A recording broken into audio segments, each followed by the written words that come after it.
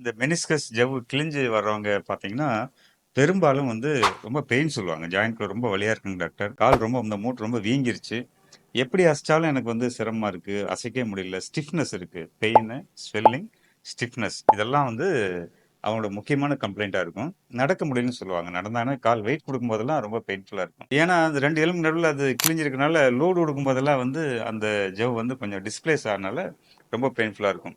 சில சமயங்கள்ல வந்து அந்த ஜவ்வு கிழிஞ்ச ஒரு போர்ஷன் தனியா வந்துரும். அந்த அந்த போர்ஷன் வந்து 2 எலும்புக்கு நடுவுல லாக் ஆயிக்கும்.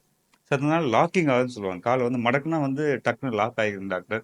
ஏதோ கால அப்படி இப்படி கொஞ்சம் திருப்பி அசைச்சோம்னா மறுபடியும் அகைன் நார்மல் ஆயிருது. திடீர்னு மறுபடியும் லாக் ஆயிரும்னு சொல்லுவாங்க. இந்த மாரி லாக்கிங் வந்து முக்கியமான கம்ப்ளைண்ட். இது வந்து பக்கெட் ஹேண்டில் டேர் அப்படின்னு சொல்லுவோம். ஒரு ஜவ் வந்து கிழிஞ்சு, கிழிஞ்ச போர்ஷன் அப்படியே ஜாயிண்ட் நடுவுல வந்து நின்னுக்கும். ஸோ 2 எலும்புக்கு நடுவுல அந்த பீஸ் வந்து மாட்டிக்கும்.